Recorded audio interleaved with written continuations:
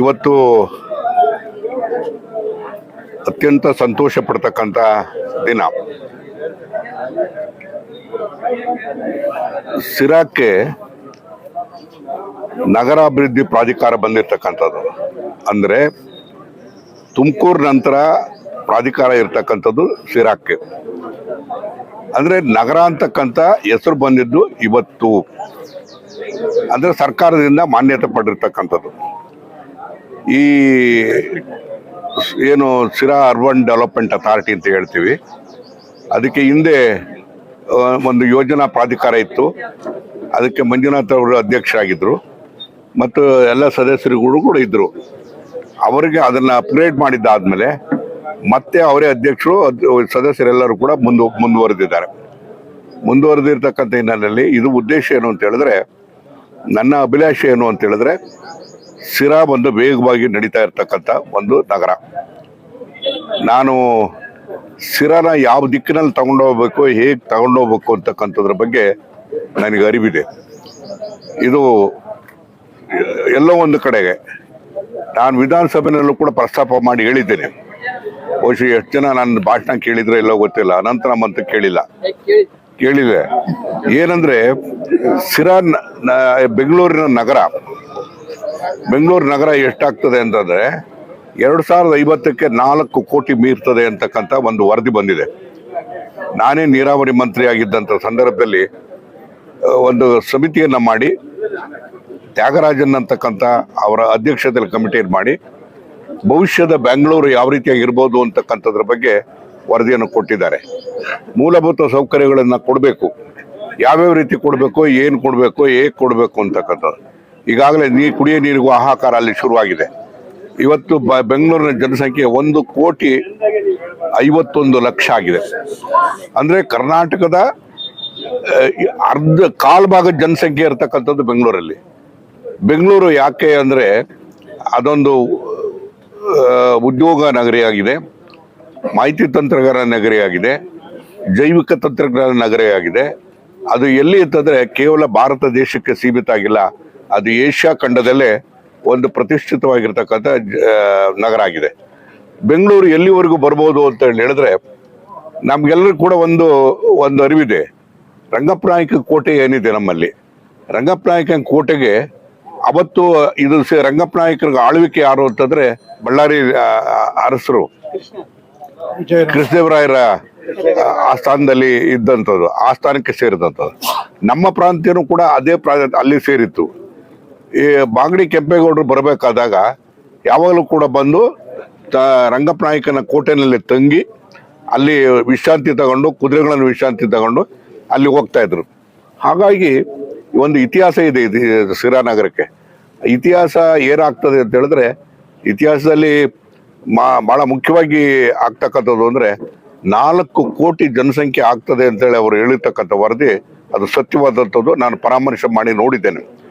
ಎಲ್ಲಿವರೆಗೂ ಬರುತ್ತೆ ಅಂದರೆ, ಸಿರಾ ಒಂದು ಬೆಂಗಳೂರಿನ ಗೇಟ್ವೇ ಆಗ್ತದೆ, ಸಿರಾ ಬೆಂಗಳೂರಿನ ಹೆಬ್ಬಾಗಿಲಾಗ್ತದೆ. ಆ ಕಾರಣಕ್ಕೋಸ್ಕರನೇ ಇದನ್ನು ಮನವರಿಕೆ ಮಾಡೋದಕ್ಕೋಸ್ಕರ ನಾನು ಇವತ್ತು ಇಲ್ಲಿ ಏರ್ಪೋರ್ಟ್ ಆಗಬೇಕು ಅಂತಕ್ಕಂಥ ಮಾತನ್ನು ಕೂಡ ಹೇಳಿದ್ದೀನಿ. ನಾನು ಈಗಾಗಲೇ ಸುಮಾರು ನಮ್ಮ ಉತ್ತರ ಕರ್ನಾಟಕದ ಶಾಸಕರೆಲ್ಲರೂ ಕೂಡ ಸೇರಿ ಲಿಖಿತವಾಗಿ ನಾವು ನಾಳೆ ಮುಖ್ಯಮಂತ್ರಿಗಳಿಗೆ ಮನವಿಯನ್ನು ಕೂಡ ಕೊಡ್ತಾ ಇದ್ದೀವಿ. ಎಲ್ಲರೂ ಸೇರಿ ಅದು ಸಿರಾದಲ್ಲೇ ಇವತ್ತು ಏರ್ಪೋರ್ಟ್ ಆಗಬೇಕು ಅಂತಕ್ಕಂಥ ಒತ್ತಾಯವನ್ನು ಕೂಡ ಮಾಡ್ತಾ ಇದ್ದೀವಿ. ಇವರು ಇಲ್ಲಿ ಸರ್ಕಾರದಲ್ಲಿ ಒತ್ತಡ ಇರ್ತದೆ, ಆಯಾ ಜಾಗದಲ್ಲಿ ಯಾರು ಮಾಡಬೇಕು ಅಂತೇಳಿ. ಅಂದ್ರೆ ನಾವೇನು ಯಾರಿಗೇನು ಕಡಿಮೆ ಇಲ್ಲ, ನಮಗೂ ಒತ್ತಡ ಇದೆ, ನಾವು ಜನಪ್ರತಿನಿಧಿಗಳೇ, ನಮಗೂ ಕೂಡ ಅದು ಕೇಳುವಂಥ ಹಕ್ಕಿದೆ. ಅದು ಇನ್ನು ಮುಂದೆ ನನ್ನ ಪರಿಕಲ್ಪನೆ ಏನು ಅಂತ ಹೇಳಿದ್ರೆ, ಉತ್ತರ ಕರ್ನಾಟಕದ ಭಾಗ ಲಿಂಕ್ ಮಾಡ್ತಕ್ಕಂಥದ್ದು ಅಂತಂದ್ರೆ ಸಿರಾದಲ್ಲಿ ನಮಗೆ ಬಹಳ ಮುಖ್ಯವಾಗಿರ್ತಕ್ಕಂಥದ್ದು ಅಂದರೆ, ಇಲ್ಲಿ ಬೆಳೆದಂಥ ಒಂದು ತರಕಾರಿನೂ ಸಹಿತ ಅಮೆರಿಕಕ್ಕೆ ಹೋಗ್ತದೆ, ಇಲ್ಲಿಂದ ಬೆಳೆದಂಥ ಹಣ್ಣು ಕೂಡ ಅಮೆರಿಕಕ್ಕೆ ಹೋಗ್ತದೆ. ಹಾಗಾಗಿ ಅದಕ್ಕೆ ಸರಾಗವಾಗಿ ಕಾರ್ಗೋ ಏನಂದ್ರೆ ಅಂದರೆ ಏರೋಪ್ಲೇನ್ ಸಂಪರ್ಕ ಇಲ್ಲಿಂದ ಆದಾಗ ಉತ್ತರ ಕರ್ನಾಟಕದ ಭಾಗದಲ್ಲಿ ಬೆಳೆಯೋದಕ್ಕೆ ಸಾಧ್ಯ ಆಗ್ತದೆ. ಸೊ ಇವೆಲ್ಲದ ರೈತರ ದೃಷ್ಟಿಯಿಂದ ಇಟ್ಕೊಂಡು ನಾನು ಇದನ್ನು ಯೋಚನೆಯನ್ನು ಮಾಡಿದ್ದೇನೆ, ಪ್ರಯತ್ನವನ್ನು ಮಾಡ್ತೇನೆ. ಎಂಥದೇ ಸಂದರ್ಭ ಆದರೂ ಕೂಡ ಏರ್ಪೋರ್ಟ್ ತರೋದನ್ನ ಬಿಡೋದಿಲ್ಲ ಅಂತಕ್ಕಂಥ ಮಾತನ್ನು ಕೂಡ ಈ ಸಂದರ್ಭದಲ್ಲಿ ಹೇಳ್ತೇವೆ. ಅದು 2033ಕ್ಕೆ 33 ಒಳಗೆ ತೀರ್ಮಾನ ಆಗ್ಬೇಕಾಗಿರೋದು. ಅಂದ್ರೆ ಇನ್ನೂ ಇದು 8 ವರ್ಷ ಇದೆ. 8 ವರ್ಷದಲ್ಲಿ ಏನೆಲ್ಲ ಬದಲಾವಣೆ ಆಗ್ತದೆ, 8 ವರ್ಷದಲ್ಲಿ ನಮ್ಮ ಸಿರಾ ಬೆಂಗಳೂರಿನ ಹೆಬ್ಬಾಗಲಾಗ್ತದೆ. ಅಂತ ಸಂದರ್ಭದಲ್ಲಿ ನಮ್ಮ ನಗರ ಕೆಟ್ಟು ಹೋಗ್ಬಾರ್ದು. ಯಾವುದೇ ಕಾರಣದಲ್ಲೂ ಕೂಡ ಅಧಿಕಾರಯುತವಾಗಿರ್ತಕ್ಕಂಥ ರೀತಿಯಲ್ಲಿ ಇವತ್ತು ನಗರ ಬೆಳಿಬೇಕು. ಆ ಕಾರಣಕ್ಕೋಸ್ಕರ ಸಿರಾ ಅರ್ಬನ್ ಡೆವಲಪ್ಮೆಂಟ್ ಅಥಾರಿಟಿಯನ್ನು ಮಾಡಿರ್ತಕ್ಕಂಥದ್ದು, ಮುನ್ಸಿಪಾಲ್ಟಿ ಇರ್ತಕ್ಕಂಥದ್ದು. ಮುನ್ಸಿಪಾಲ್ಟಿನೂ ಕೂಡ ಈಗ ಗ್ರೇಡ್ 1 ಆಗಿ ಅಪ್ಗ್ರೇಡ್ ಆಗ್ತಾ ಇದೆ. ಈಗ ಗ್ರೇಡ್ 2 ಇದೆ, ಗ್ರೇಡ್ 1 ಆಗಿ ಅಪ್ಗ್ರೇಡ್ ಮಾಡ್ತಾ ಇದ್ದೀನಿ. ಮತ್ತು ಈಗ ಇದು ಕೂಡ ನಗರಸಭೆಯನ್ನು ಅಲ್ಲ, ಇದು ಯೋಜನಾ ಪ್ರಾಧಿಕಾರ ಅಪ್ಗ್ರೇಡ್ ಆಗಿ ಇವತ್ತು ಪ್ರಾಧಿಕಾರ ಆಗಿದೆ. ಇದೆಲ್ಲ ಉದ್ದೇಶ ಇರೋದು ಅಂದ್ರೆ ಸಿರಾ ನಗರ ಒಂದು ವ್ಯವಸ್ಥಿತವಾಗಿರ್ತಕ್ಕಂಥ ರೀತಿಯಲ್ಲಿ ನಗರವಾಗಿ ಬೆಳಿಬೇಕು. ಯಾವುದೇ ರೀತಿ ಕಾನೂನು ಬಾಹಿರವಾಗಿರ್ತಕ್ಕಂಥ ಚಟುವಟಿಕೆಗಳು ನಡೀಬಾರ್ದು. ಕಾನೂನು ಬಾಹಿರ ಅಂತಂದ್ರೆ ಏನು ಅಂದ್ರೆ, ನಮ್ಮ ಸಿರಾದಲ್ಲಿ ಸುಮಾರು 17,000ಕ್ಕೂ ಹೆಚ್ಚು ಇವತ್ತು ಮನೆಗಳಿದೆ, ವಸತಿ ಸೌಕರ್ಯಗಳಿದೆ. ಆದ್ರೆ ಎಷ್ಟು ಜನಕ್ಕೆ ಖಾತೆ ಇದೆ ಅಂತ ಹೇಳಿದ್ರೆ ಯಾವುದಕ್ಕೂ ಖಾತೆ ಇಲ್ಲ. ಆ ಕಾರಣಕ್ಕೆ ಸರ್ಕಾರದ ಮಟ್ಟದಲ್ಲಿ ಈ ಖಾತಾ ಮತ್ತು ಬಿ ಖಾತಾ ಅಂತೇಳಿ ಆಗಿದೆ. ಇವತ್ತು ಎ ಖಾತಾ ಬಿ ಖಾತಾ ಆಗದಲ್ಲೇ ಇದ್ದರೆ ಟ್ರಾನ್ಸಾಕ್ಷನ್ ಆಗೋದಕ್ಕೆ ಸಾಧ್ಯ ಇಲ್ಲ. ಈಗ ಕೊಟ್ಟಿರತಕ್ಕಂಥದ್ದು 1.5 ತಿಂಗಳು ಟೈಪ್ ಕೊಟ್ಟಿದ್ದಾರೆ. ಅಷ್ಟರೊಳಗೆ ಎಲ್ಲರೂ ಕೂಡ ಆನ್ಲೈನಲ್ಲಿ ಅಪ್ಲಿಕೇಶನ್ ಹಾಕಿ ಅದನ್ನ ನೀವು ಈ ಖಾತಾ ಮಾಡ್ತಕ್ಕಂಥ ಕೆಲಸವನ್ನು ಮಾಡಬೇಕು. ಅದರ ಉದ್ದೇಶ ಏನು ಅಂತ ಹೇಳಿದ್ರೆ, ಮುಂದೆ ನೀವು ಯಾವುದೇ ಕಟ್ಟಡವನ್ನು ಕಟ್ಟಬೇಕಾದಾಗ ಯಾವುದೇ ರೀತಿ ವೈಲೇಷನ್ ಇಲ್ದಲೆ ಮುಂದೆ ಪ್ರಾಧಿಕಾರ ಬಂದ ಮೇಲೆ ಇದರಲ್ಲಿ ಲ್ಯಾಂಡ್ DC ಇಂದ ಕನ್ವರ್ಷನ್ ಆಗಬೇಕು, ಇಲ್ಲಿ ಪ್ರಾಧಿಕಾರದ ಅಪ್ರೂವಲ್ ಆಗಬೇಕು, ರೇರ್ ಅಪ್ರೂವಲ್ ಆಗಬೇಕು. ರೇರನ್ನು ಕೂಡ ಇವತ್ತು ಸಿರಾ ಕೆಟ್ಟರಾಗಿದೆ. ಹಾಗಾಗಿ ವ್ಯವಸ್ಥಿತವಾದಂಥ ನಗರ ಆಗಬೇಕಾದಾಗ ಸ್ವಾಭಾವಿಕವಾಗಿ ಜಮೀನಿನ ಬೆಲೆ ಮೇಲಕ್ಕೆ ಹೋಗ್ತದೆ. ಲಾಭ ಆಗಾರ ಅಂದ್ರೆ ಇವು ನಿಮ್ಮ ಮಾರುತಿಗೊಬ್ಬ ಲಾಭ ಆಗ್ತದೆ, ಇನ್ಯಾರಿಗಾಗುತ್ತೋ ಬಿಡುತ್ತೋ ಗೊತ್ತಿಲ್ಲ. ಆಕಾಶದಷ್ಟು ಬೆಳೆ ಇರ್ತದೆ. ಇವತ್ತು ನಾನು ಹೇಳ್ತೀನಿ, ಒಂದು ಪ್ರಮುಖವಾದ ನಗರ ಆಗಿರ್ಬೇಕಾದಾಗ ನಿಮ್ಮೆಲ್ಲರೂ ಸಹಕಾರ ಬೇಕು. ನಾನು ಮಾಧ್ಯಮ ಸ್ನೇಹಿತರು ಅಂತೇಳಿ ಯಾಕೆ ಪದೇ ಪದೇ ಹೇಳ್ತೀನಿ ಅಂತ ಹೇಳಿದ್ರೆ, ನಿಮ್ಮಿಂದ ಲೋಪದೋಷಗಳು ಏನಾಗ್ತಿದೆ ಅಂತಕ್ಕಂಥದ್ದು ನನಗೆ ಗೊತ್ತಾಗಬೇಕು. ಯಾವುದೇ ಕಾರಣದಲ್ಲೂ ಕೂಡ ಇಲ್ಲಿಗಲ್ ಆಕ್ಟಿವಿಟಿ ಆಗಬಾರ್ದು. ಎಲ್ಲ ಒಂದು ಕಡೆಗೆ ರಿಯಲ್ ಎಸ್ಟೇಟ್ನವರು ಇನ್ನೊಬ್ರು ಕೂತ್ಕೊಂಡು ಜನಗಳಿಗೆ ಮೋಸ ಮಾಡೋವಂಥದ್ದು ಆಗಬಾರ್ದು. ಇವತ್ತು ಮೋಸದ ದಾಖಲೆಗಳು ಎಷ್ಟಿದೆ ಅಂತಕ್ಕಂಥದ್ದನ್ನ ನನ್ನ ಹತ್ರ ಇದೆ. ಇವತ್ತು ದಾಖಲೆಗಳು 1,760 ಎಕರೆ ಬೋಗಸ್ ಲ್ಯಾಂಡ್ಸ್ ಇದೆ ನಮ್ಮಲ್ಲಿ. ಅದೆಲ್ಲದೂ ಕೂಡ ನಾನು ಹೈಕೋರ್ಟ್ನಲ್ಲಿ ಈಗ ಅದನ್ನು ಚಾಲೆಂಜ್ ಮಾಡಿದ್ದೀನಿ. ಅದನ್ನೆಲ್ಲದೂ ಕೂಡ ಮಾಡ್ತೀನಿ. ಯಾವುದೇ ಸಂದರ್ಭದಲ್ಲೂ ಕೂಡ ಅನಧಿಕೃತವಾಗಿ ಯಾವನೋ ಬಂದು ಜಮೀನು ನೋಡ್ಕೊಂಡು ಹೋಗಕ್ಕಂತೂ ಬಿಡೋದಿಲ್ಲ. ಅವ್ರಿಗೆ ಕಾಣಿಸ್ತಕ್ಕಂಥದ್ದು ಜೈಲೇ. ನಾ ಇನ್ನೊಂದು ಪ್ರಸ್ತಾಪನ ಮಾಡ್ತೀನಿ, ಜೈಲು ಕೂಡ ಇಲ್ಲೊಂದು ಕಟ್ಟಬೇಕು ಅಂತೇಳಿ. ಈ ಕಳ್ಳರನ್ನೆಲ್ಲ ಸೇರಿಸೋದಕ್ಕೆ ಇಲ್ಲಿ ಒಂದು ಹತ್ರದಲ್ಲೇ ಜೈಲನ್ನು ಕೂಡ ಮಾಡ್ತೀನಿ. ಯಾವುದೇ ಕಾರಣದಲ್ಲೂ ಕೂಡ ನಗರ ಅಭಿವೃದ್ಧಿ ಆಗಬೇಕಾದಾಗ ನಿಮ್ಮೆಲ್ಲರ ಸಹಕಾರ ಬೇಕು. ಇವತ್ತು ನಾನು ಮಂಜುನಾಥ್ ಅವರು ಅಧ್ಯಕ್ಷ ಆಗಿದ್ದಾರೆ. ಅವರ ಹಿನ್ನೆಲೆ ನಾನು ಹೇಳ್ಬೇಕಾಗಿಲ್ಲ, ರಂಗನಾಥಪ್ಪನವ್ರನ್ನ ನೆನೆಸ್ಬೇಕಾಗ್ತದೆ. ಒಬ್ಬ ಪ್ರಾಮಾಣಿಕವಾಗಿರ್ತಕ್ಕಂಥ ಒಬ್ಬ ರಾಜಕಾರಣಿ. ಇವತ್ತು ಯಾವುದೇ ರೀತಿಯಲ್ಲೂ ಕೂಡ ಪ್ರಾಮಾಣಿಕತೆಗೆ ಹೆಸರು ಆಗಿರ್ತಕ್ಕಂಥವ್ರು. ಅವ್ರು ಯಾವಾಗಲೂ ಕೂಡ ಒಂದೇ ಮಾತು ಹೇಳ್ತಿದ್ದು. ನಾನು ಇವತ್ತು ಮಾತಾಡ್ತೀನಿ, ಏನಾರ ಮಾಡಿ ಏನ್ ಮಾಡಿದ್ರು ನಿಮ್ ಕೈಲೇ ಮಾಡೋಕ್ಕಾಗೋದು, ನೀವೇ ಮಾಡ್ಬೇಕು, ನೀರು ತರಬೇಕು, ಏನೇ ಮಾಡ್ಬೇಕು, ಎಲ್ಲ ಮಾಡ್ಬೇಕು ಅಂತ ಹೇಳ್ತಾ ಇದ್ರು. ಅವ್ರಿಗೆ ಯಾವುದೇ ತರವಾದಂಥ ರಾಜಕೀಯ ಸ್ಥಾನ ಸಿಕ್ಕಿಲ್ಲ. ನಮಗೇನು ಗೊತ್ತಿರಲಿಲ್ಲ. ಎಲ್ಲೋ ಒಂದು ಕಡೆಗೆ ಪ್ರಾಧಿಕಾರ ಅಂತ ಹೇಳಿ ಆಗಿ ಇವತ್ತು ಆಗಿದ್ದು ಒಂದು ರಾಜ್ಯ ಮಟ್ಟದ ಅಧಿಕಾರ ಚುಕ್ಕಾಣಿ ಹಿಡಿಯುವಂತ ಆಗಿದೆ ಇರ್ತಕ್ಕಂಥದ್ದು. ಮತ್ತು ಅದೇ ರೀತಿ ನಾನು ಕೂಡ ಕಾಳೆಯ ಅತ್ಯಂತ ಪ್ರಾಮಾಣಿಕ ವ್ಯಕ್ತಿ. ಈ ಒಂದು ಕಾಡುಗೊಲ್ಲರ ಸಮುದಾಯದಿಂದ ಬಂದರೂ ಕೂಡ ಅವನ ಅತ್ಯಂತ ಪ್ರಾಮಾಣಿಕತೆಗೆ ಹೆಸರಾಗಿರ್ತಕ್ಕಂಥವನು. ಸೊ ಹಾಗಾಗಿ ಇಲ್ಲಿ ನಮಗೆ ಅಲ್ಲಿ KDB ಅಕ್ವೈರ್ ಆಗ್ತಾ ಐತೆ ಸುಮಾರು 2,500 ಎಕರೆ. ಅದಕ್ಕೆ ಆ ಭಾಗದಲ್ಲಿ ಇರ್ತಕ್ಕಂಥವ್ರು ಒಬ್ರು ಇರಬೇಕು ಅಂತೇಳಿ ಅವರು ಕೂಡ ಇದ್ದಾರೆ. ಅದೇ ರೀತಿ ಸುನೀಲ್ ಇದ್ದಾನೆ. ಇವನು ಬುದ್ಧಿವಂತ, ಚಾಟಿ ಇಲ್ದಿದ್ರು ಬುಗುರಿ ಆಡ್ಸೋವಂಥ ವ್ಯಕ್ತಿ.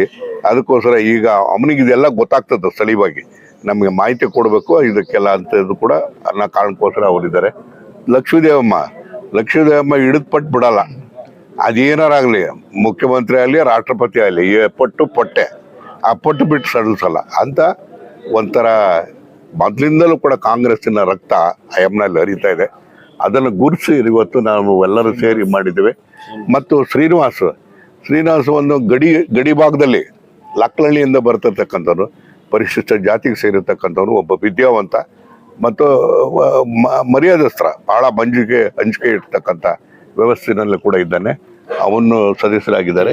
ಅದೇ ರೀತಿಯಾಗಿ ಇವತ್ತು ನಗರಸಭೆಯಿಂದ ತೇಜು ಭಾನುಪ್ರಕಾಶ್, ತೇಜು ಅಂತ ಹೇಳಿದ್ರೆ ಯಾರಿಗೂ ಸಮಾಧಾನ ಆಗಲ್ಲ, ಭಾನುಪ್ರಕಾಶ್ ಅಂತ ಹೇಳಿದ್ರೇನೆ ಸಮಾಧಾನ ಆಗೋದು.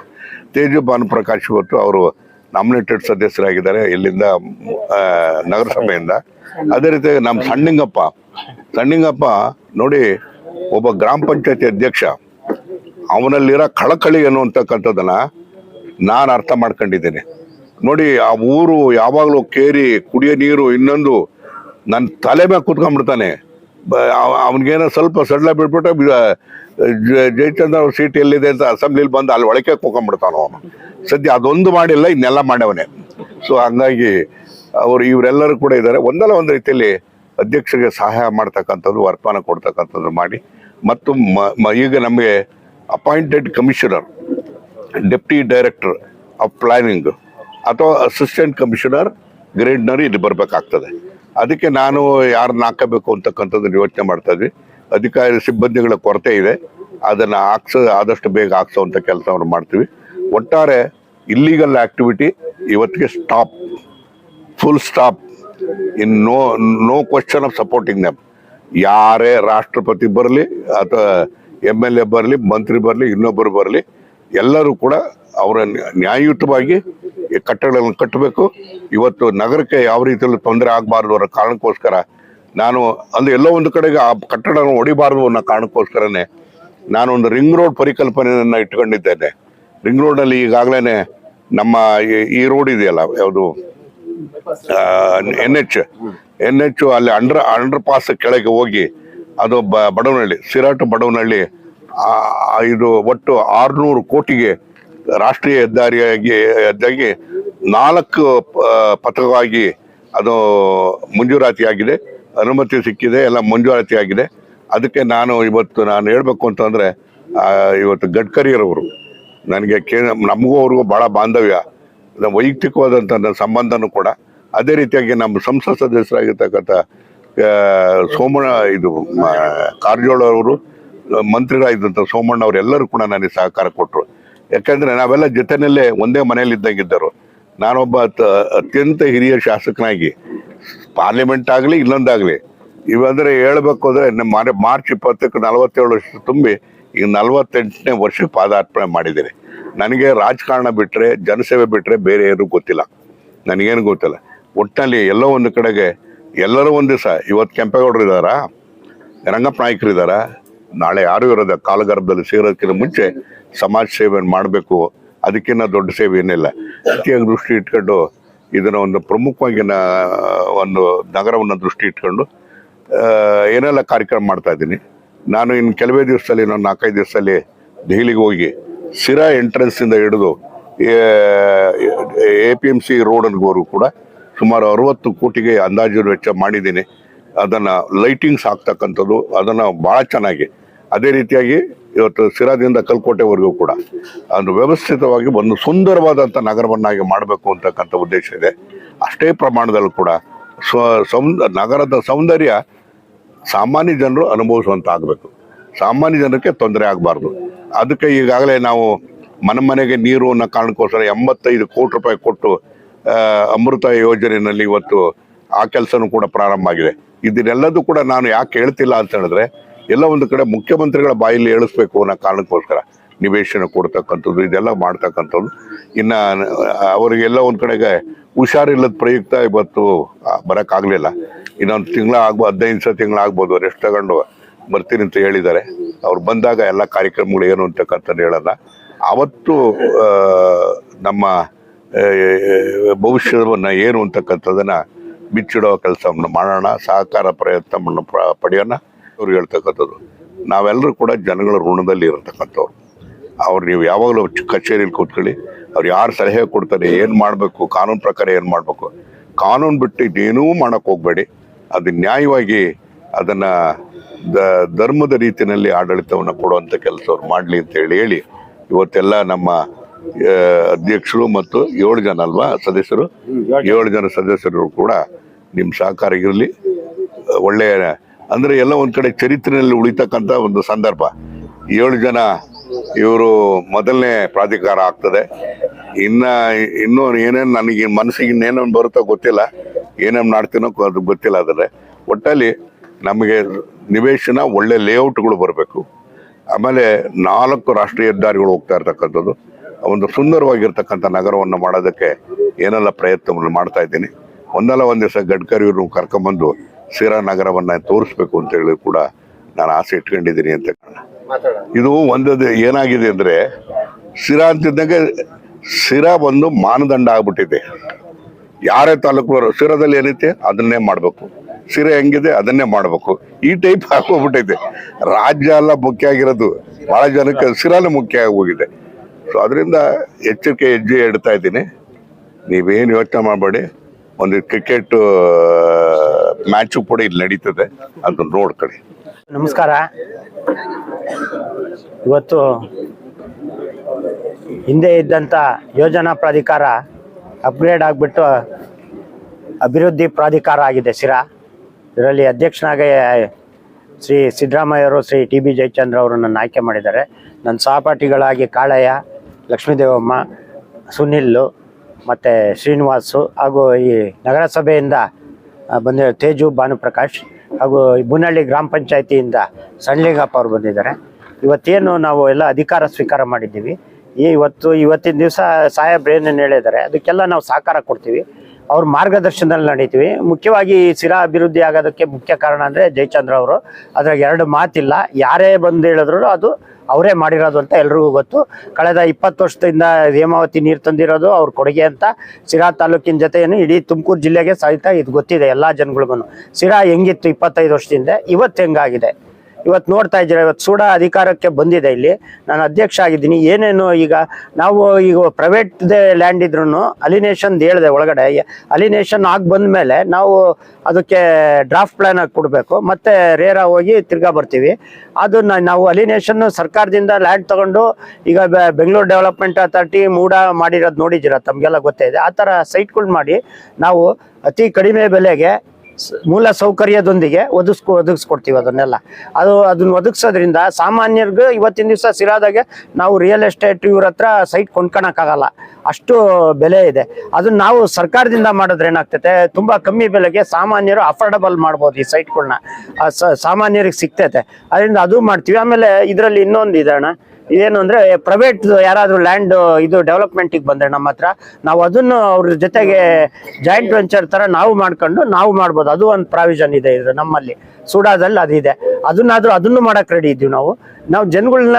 ಇದಕ್ಕೋಸ್ಕರ ನಾವು ಎಲ್ಲ ಥರದ ಒಂದು ಮೂಲಭೂತ ಸೌಕರ್ಯಗಳನ್ನ ಒದಗಿಸಿ ಹೊಸ ಲೇಔಟ್ಗಳು ಮಾಡ್ತೀವಿ. ಹಳೆ ಲೇಔಟ್ಗಳನ್ನ ನಾವು ಏನು ಮಾಡೋಕ್ಕಾಗಲ್ಲ, CS ಸೈಟ್ಗಳು ಇಲ್ದಂಗೆ ಆಗಿದಾವಲ್ಲಿ. ಸೊ ನಾವೇನು ಮಾಡ್ತೀವಿ, ಹೊಸ ಸೈಟ್ನಲ್ಲಿ ಕಂಪಲ್ಸರಿ CS ಸೈಟು, ಪಾರ್ಕು ಇದೆಲ್ಲ ಮಾಡ್ಕೊಂಡು ಮೂಲಭೂತ ಸೌಕರ್ಯದೊಂದಿಗೆ ಬಡವರಿಗೆ ನಿವೇಶನ ಕೊಡೋದಕ್ಕೆ ಆದಷ್ಟು ನಾವು ಪ್ರಯತ್ನ ಮಾಡ್ತೀವಿ. ಮತ್ತು ಏನೇನು ಮನೆಗಳಿಗೆ ಗಿಡ ಹಾಕೋದಿರ್ಬೋದು, ಕಾಂಕ್ರೀಟ್ ರಸ್ತೆ, ಆಮೇಲೆ ಒಳ ಚರಂಡಿದು ಎಲ್ಲ, ಆಮೇಲೆ ಈಗ ಎಲ್ಲ ಹೊಸದಾಗಿ ಬರ್ತೈತೆ ಕೇಬಲ್ ಎಲ್ಲ ಅಂಡರ್ಗ್ರೌಂಡ್ ಬರ್ತೈತೆ. ಈಗ ಅದನ್ನು ನಾವು ಮಾಡಿ ಅಂತ ಈಗ ಲೇಔಟ್ ಈಗ ರಿಯಲ್ ಎಸ್ಟೇಟ್ನವ್ರಿಗೆ ನಾವು ಒಂದು ರಿಕ್ವೆಸ್ಟ್ ಮಾಡ್ಕೊಳ್ತೀವಿ. ಎಲ್ಲ ಕೇಬಲ್ ಒಂದೇ ಸಾರಿ ಒಳಗಡೆ ಮಾಡಿಬಿಟ್ರೆ ಅದೆಲ್ಲ ತುಂಬ ಅನುಕೂಲ ಆಗ್ತೈತೆ ನಮ್ಗೆ ಎಲ್ಲರಿಗೂ. ಅದನ್ನ ಮಾಡೋದಕ್ಕೊಂದು ಇನ್ಸಿಸ್ಟ್ ಮಾಡ್ತೀವಿ. ಈಗ ಸಿರಾ ಏನು ಇವತ್ತಿನ ದಿವಸ ಬೆಳೀತಾ ಇದೆ ಅನ್ನೋದನ್ನ ಇಮ್ಯಾಜಿನ್ ಮಾಡ್ಕೊಳಕ್ಕೆ ಯಾರಿಂದನೂ ಸಾಧ್ಯ ಇಲ್ಲ, ಅಷ್ಟು ವೇಗವಾಗಿ ಬೆಳೀತಾ ಇದೆ ಎಲ್ಲ ದಿಕ್ಕಿಗೂ. ಈಗ ಉದಾಹರಣೆ ದೊಡ್ಡಕೆರೆ ಕಡೆಗೆ ಹೋಗಲ್ಲ ಅಂತಿದ್ರು ಚನ್ನನಕುಂಟೆ ರೋಡ್ಗೆ, ಇವತ್ತು ಅಲ್ಲೂ ಲೇಔಟ್ ಆಗಿದ್ದಾವೆ, ಅಲ್ಲೂ ಸೈಟ್ ಫಾರ್ಮೇಷನ್ ಆಗಿದ್ದಾವೆ, ಎಲ್ಲ ಕಡೆ ಆಗ್ತಾ ಇದ್ದಾವೆ. ನಮ್ಮ ಸಿರಾ ಅಭಿವೃದ್ಧಿ ಆಗಿದೆ. ಅದಕ್ಕೆಲ್ಲ ಮುಖ್ಯ ಕಾರಣ ಅಂದರೆ ನಮ್ಮ ಸಾಹೇಬರು TB ಜಯಚಂದ್ರ ಸಾಹೇಬರು, ಅವ್ರಿಗೆ ಇದು ನಮ್ಮನ್ನೆಲ್ಲ ನಾಮಿನೇಟ್ ಮಾಡಿದ್ದಕ್ಕೆ ಧನ್ಯವಾದಗಳನ್ನ ಹೇಳ್ತಾ ನನ್ನ ಮಾತು ಮುಗಿಸ್ತೀನಿ.